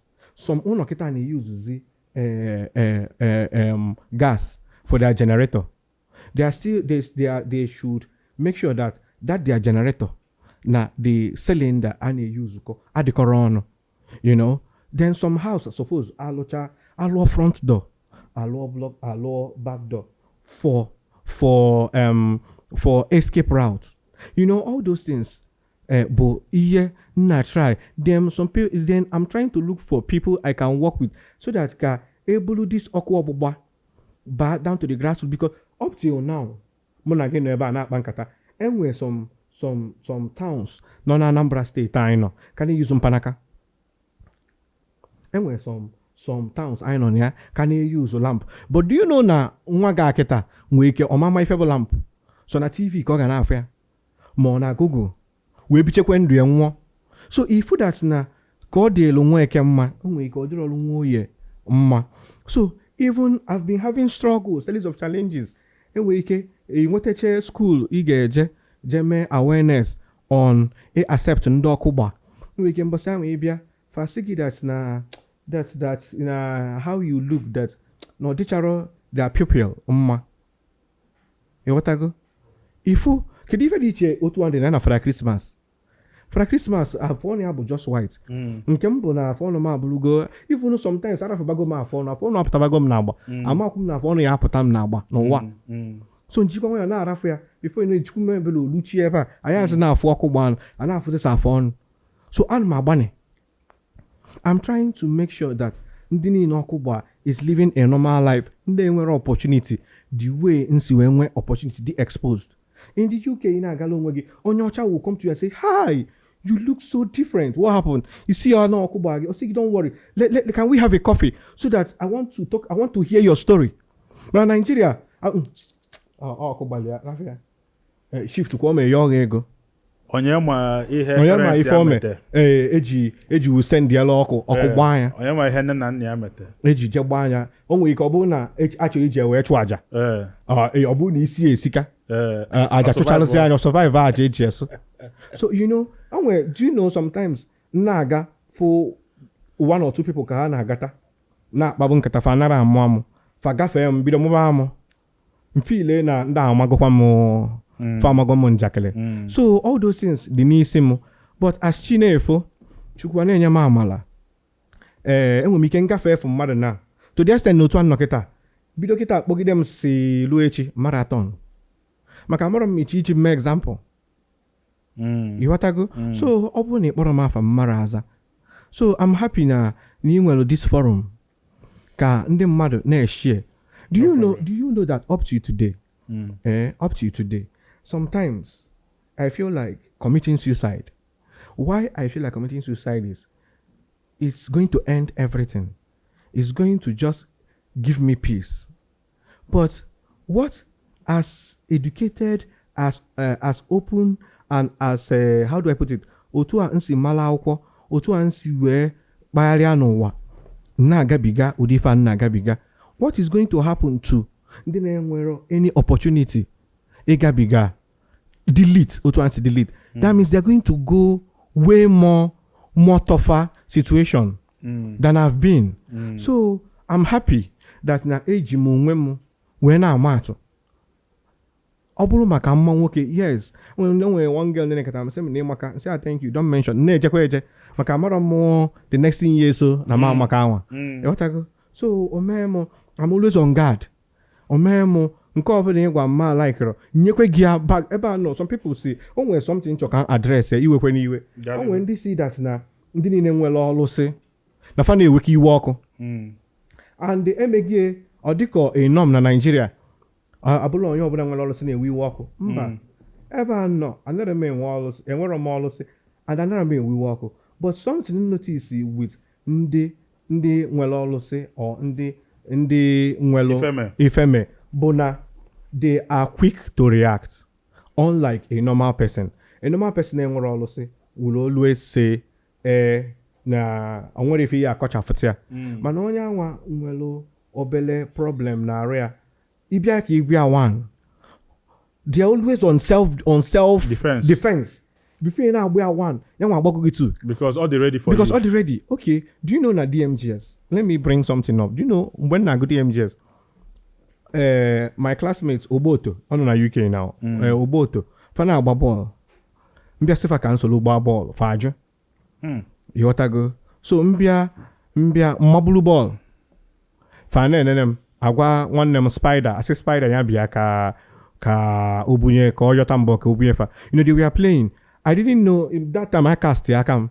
Do you know that na mgbe ọkụ gbachara m ọfụ mbịa DMGS ụmụazị fom fanalie. So nwe since ụmụazị fom fanalie ka anyị bezie efe egwu. So ịfọrọ m ka ị gbaa ọsọ nchụbazie gị ụfọdụ sef ewere speed gbaba na main road ịghọtago. So nsiza since na na-eyi egwu ka anyị lụzie egwu anwa n'isi na mana mgbe anwa ịfụkwa m adịkwa m ka mmanwụ na-eyi egwu. But I'm happy na all those things abụrụgo ife a na-akọ n'akụkọ. Otu a ije go na DMGS. Let's lastly go to DMGS. Okay. Because afọ m na ana m afọ some of your activities online. Let's talk about this thing lastly. Okay. And then able somebody passionate about your alma mater. there is in Ura Grammar School. And then luckily Moabuku lost fiat. Yeah. And then so anama full suit in a anama full some people na say na open a igaro DMGS na ne igaro the get secondary school. Igwa boom before no na igaro no ka man iga DMGS than Niga University. Yes. Yes. So because go anye your life in DMGS. Go anye ihe me DMGS juice we polo okacha. Nke bụ na ịmado sticker DMGS na your moto. They don't disturb you. No, they don't disturb you. Kam hapụzi agbaza ama m na ife ị ga-ekwu dị n'ọnụ. Gaa n'iru. Ndị DMGS na ife a. Ka m welugodi Lux Fiat wee bido gosi ife. Ka m welu gosi ife wee bido.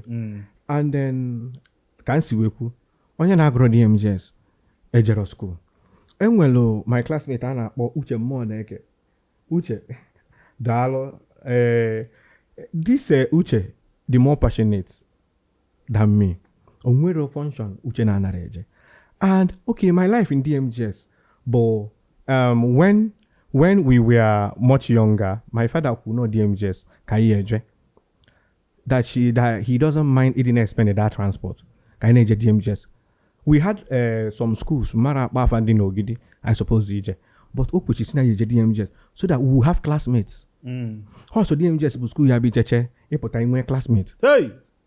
ịghọtago so DMGS mgbe nje DMGS bụ ajọsọ m nọchalụ n'ọnọdụ canon TU Mbanugo may your soul rest in peace amen na anọ m n'okpuru ya mgbe ọ bụ principal na DMGS ịghọtago and Mbanugo will always say na assembly OD sluggard go to the ant and learn its ways.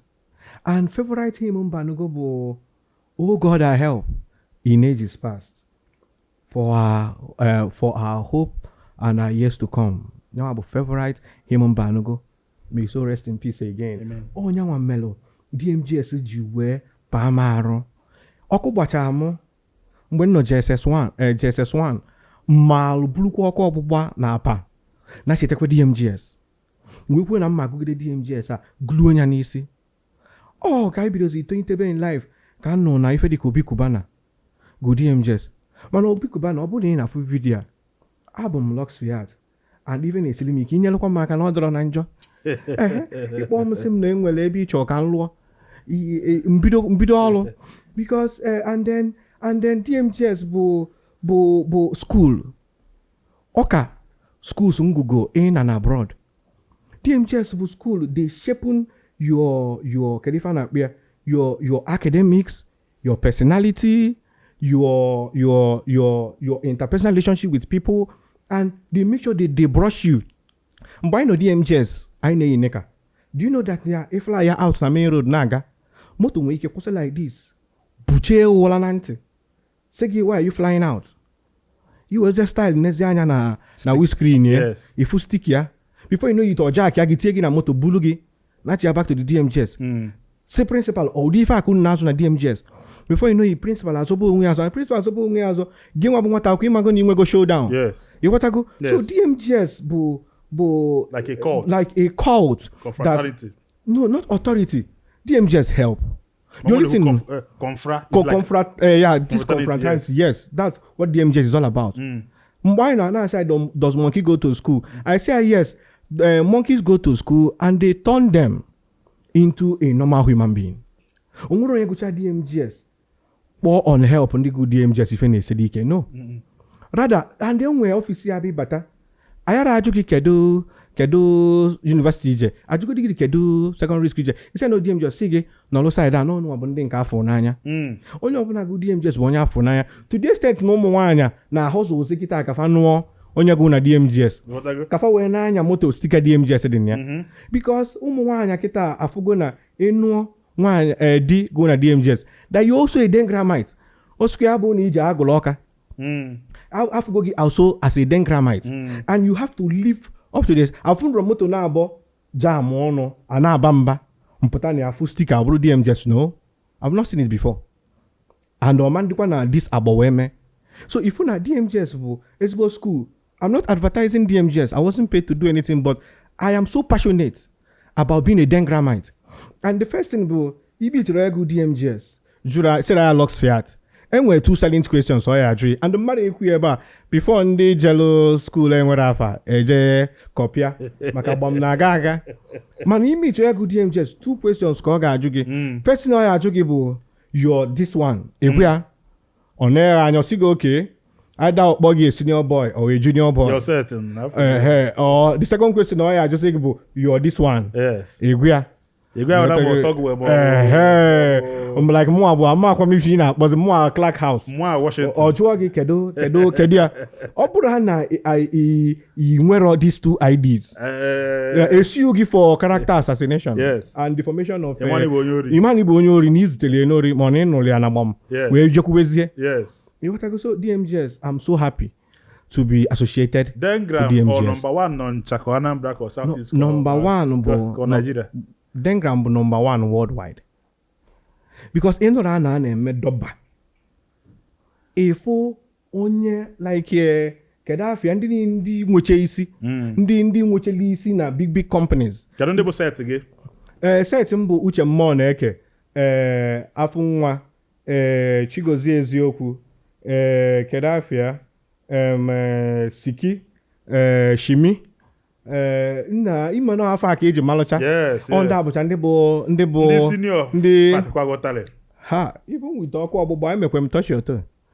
Anọkọtakwa sị mbụ lọka n'isi. Kedu senior biva? Like enwe senior a na-akpọ Eze Afọ Juru. Eze Afọ Juru bụ ọkpọbata m na Washington. Na-aza afa echichi. No, but mgbe anyị bụ DMGS bụ mgbe Oluchukwu Eze. Yes. Oluchukwu Eze Siki. Yes. Kedafia Oluchukwu Eze. Oluchukwu Eze bụ nwa Kedafia, nwa igwe ndị what do you call that's St. Monica's area. Oluchukwu Eze. Obunike, yes. Ọ bụ my senior. Then mgba AEC. AEC. Yes, AEC then. But before AEC then Chedo Onyelobi. Onye ogidi eba. Then all those people bụ ndị bata from JS1 basically bụ ndị a na-eku nenete Dengramite. Yes. Ndị bido from touch your toe. Yes. JS1 welu SS3 and I started from JS1. They had like Bobby Onyido. But my set, you want to go? Is a laugh? As anma, if akpọ mgbanwa bụ was here. If akpọ mgbanwa bụ Abacha. Okay. Abacha ka akpọ m. Okay. Ife nzamba na school bụ Abacha. Then nwanne nwoke za Spider. So ị na-akọwala ya na DMGS ka ma CKC, ma St. Charles, ma Federal. Ma wawa ọka fanchani because ama mgba ụmụ federal bụ sọsọ ndị DMGS ka achọ mgbanwe ịpụta na nke ọga jụọ ka igolu banana famụrụ ma jụọ ebe a mee ka onwe ya na-ego ihe a na-achọ bụ ka onye DMGS sifa ha ịkpọba ka ị na-elele mana ha ọnụ ntụ olukwu nwekwu onye nsinwu maka eje DDS so DMGS ka a na-achọ especially ndị kio ndị kio na-achọ anya mba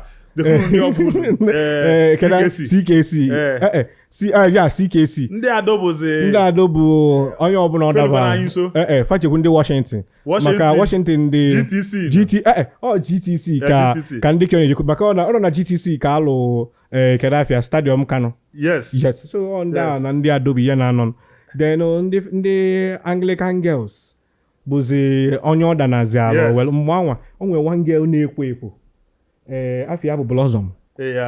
Okwoke mgbe anwa afia bụ Blossom. Ama m na ọ ya afọ ya okwoke na set anyị Blossom. School ọgụ. Blossom go adịkọ QRC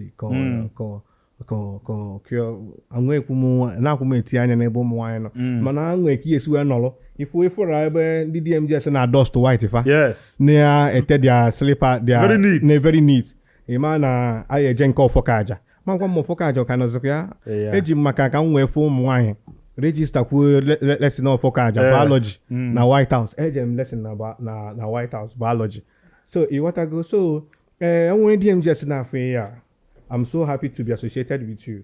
And otu anọ na even esele m ike.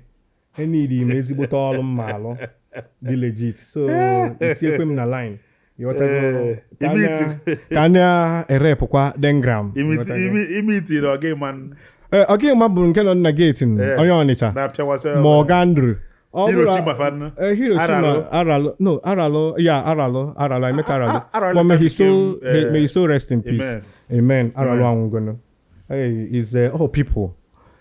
After Mbanugo ka ha bịa dịbazia active. Yes. You want to go? Yes. After Aralo. So what did ebe I can na gbam ke enwe ihe anyị na-eme na gbam anyị na-ekwu take your time. Okay. Enwe ihe ịchọ ikwu anyị na-ajụrọ gị Okay. ma ọ bụ ihe ịchọ inye shout out ma anything at all ọbụla ịchọ ikwu ọ bụ na iwe ka iche ikwu ma ọ bụ ekene nke ọbụla iche ikwu time a bụ ohere gị ikwu ya so biko you can take your time and go ahead my brother gaa n'iru. Okay, daalụ na ohere inye amakwu na m elute ebe a ịghọtago despite that na all my destiny dịkwa online amarọ na m elute ebe a so ọ bụrụ ndị mgbe anyị na-ege ABS mgbe anwa asị gị bịa ka ị bịa golu kaadị eji welu enye okpe ekene so ana m enye ndị gbam na ndị Young Content Factory okpe ekene. Let me start from you guys for giving me the ambience and opportunity. Then nke bụ dị n'ime bụ nne m ụlọ ọmụmụ bụ Prọfesọ Ifeoma Obumneke ECPE Professor of Early Childhood. Ana m ekene ana m asị gị na ọ bụrụ na ị mụrụ eze na eze anya kwa na-anọ. Then Chukwu Solukwue Obumneke Okeke Samuel, ama m na gị na nwunye gị nwere ike na ọ na Bahamas kịta na-akụkpọrị maka snow adawago. Ana m asị gị thank you for being a younger brother, thank you for being a fighter, thank you for being a motivator. Even some of akwa niile na-eyi sef bụ go and send the chair. Ịghọtago some that nan the active now kwụrụ n'ọkụ bụ go and enyeche m suggestive ideas mụ abụsa akwụkwọ ka ngo nwere ihe mma gbasara fashion. Thank you so much. Pharmacist Mmesoma Obumneke Summer Wolf, thank you for being a younger brother. Our fathers look alike. Thank you for being a younger brother. Thank you for your motivation. Thank you for your love, your care, and your affection towards me. Edema Obumneke Okeke, thank you so much for being a sister, for being a darling sister, a lover, and then despite being a medical doctor, we still hope for the best for you. That nige dutela anyị ezigbote nwoke ya bịa gbula anyị ewu nna ka anyị kụkpọrọ ya. Then Adaobi Sandra Ray Ugwu, thank you for being a big sister. You're an amazing big sister. Thank you for your kind words. The first time I saw you was on my hospital bed as a sister. That was the first time I saw you, and I'm so happy I met you for the first time, and I'm so happy that you're my sister. Then my dad,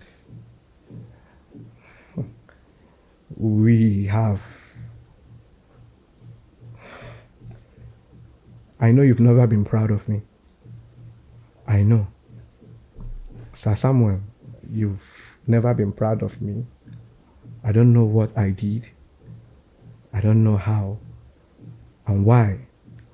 I never chose to be a born victim.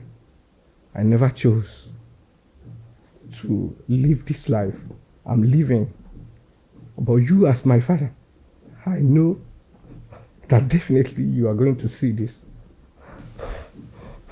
Daddy, I love you so much. I love you with all my heart. And I wish one day you're going to be proud of me. Daddy, I have gotten a lot of degrees.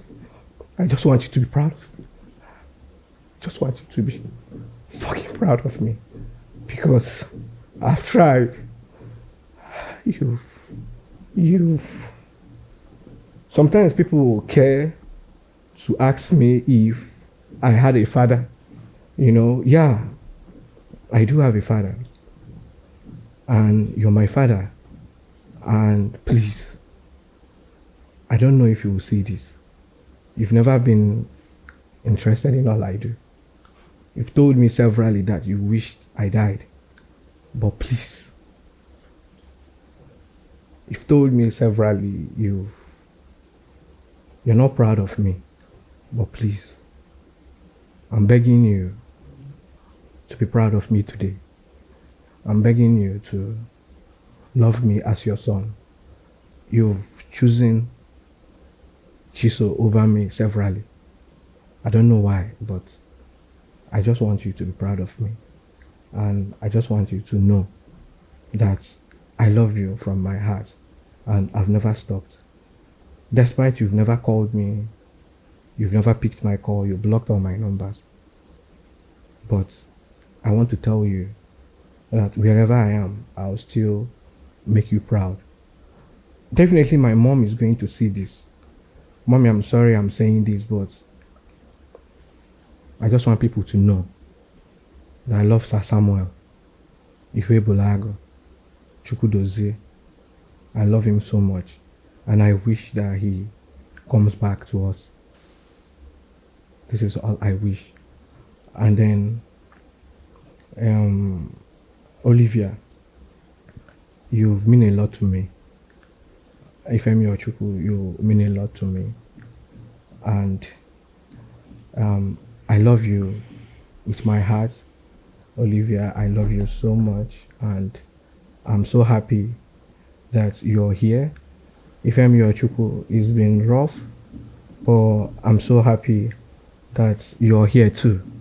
And then my supporters, my classmates, psychology, my classmates, computer science, my classmates, estate management, my classmates, NCI, then my schoolmates, Leeds University, University of America University, and then Nexford University. All my classmates, I'm happy to have known you guys, and I'm happy that I could use this opportunity.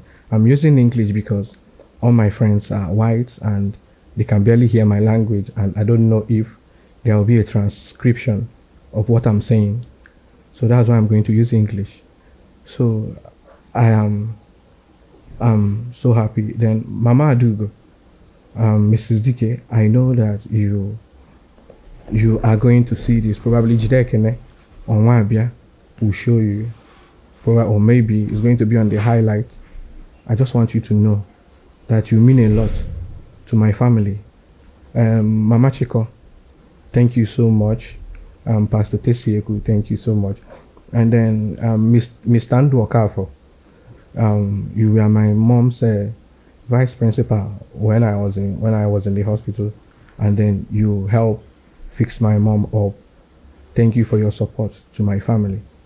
And then to everyone out there that wants and wishes good tidings for me, I want to thank you so much for being part of my life. And then really, Odogu I suppose really soft, but this means a lot to me. It really, really means a lot to me. So I want to use this opportunity to thank everybody. And then please, what I want to say is nobody chose to be accidented. Nobody chose to go through a life that is filled with struggles, anxiety, depression, and PTSD. All I ask and all I plea is for you to be more empathetic than sympathetic to people. You know, empathy is what we lack in Nigeria. Yes, every living being is always in a competition, whether you want to know it or not. People always see you as a competitor. Me, Keobum Collins, is not in any competition with anybody. I'm just trying as much as I could to live my best life, and a life that when I'm far gone, the internet will not forget. And if there is any way you could support one another, please let us support each other. It could be by a share, it could be by a nomination, it could be by a suggestion. Let us share and inspire one another. Then for people that are actively engaged in Bonds and Beautiful, thank you guys for your support. And I hope this message meets you well. Then Dear dad, I want you to understand something. Sometimes we wish to have another sex of child, and at the end of the day, we have a total different sex. Oboro mmadụ na-enye nwa, or Chukwu na-enye nwa. I never wanted the sex you wanted. I never know the reason why you wanted the sex you wanted. And I came in. But it's all for good. Like you always say that since you begat me, things have been tough for you. I know. Things have been tough. Nwa is radically tough. And I never chose to be Nwa easy. If I'm told to choose, I will choose to be Nwa Ikpeazu. But please, I'm a grown man now. And I just want you to understand that we are not in a war for anything. And I'm not interested in any of your properties. I'm working my ass out to make sure that I get a rip for myself. So I'm not scared, and I'm not shy saying this on a national TV. It's because of the love I have for you. And I want to still tell you again, I love you, Dad. And Mom, thank you so much for being the best part of what has happened to me in my entire life. And then DMGS really happened to me, and I always advocate, if you have a child, a son, transfer to send your child to DMGS. And then, as I am now, if you've got something that you want me to do for you, probably an awareness, probably a job, Partnership. or a partnership, please just hit the link on the bio. They will address you to me. You're active. Read active. Thank you so much for your time. Dalorin odogo ada de soft. O efa na agwa isinse. Nwoke ana anwụ na ụmụ nwoke ibe m oluo ibe akwa ibepụ akwa ka ị nweta onwe. Ọ bụrụ nwoke n'ogide otibie asị na high BP na ọ na-edi asị na nwoke ere ebe akwa na nwoke mba. Nwoke bụ mmadụ ka ọ bụ, ịghọtago. Biko ndị be anyị ọgụ na ka ọrụ anyị n'ọnụ tata na agba m. Daalụ maka isonyere anyị. Ngwanụ ka ọ dị ụbọchị ọzọ, afa nka bụ Dr. Ogububu. Ngwanụ ka o mesịanụ. Udo.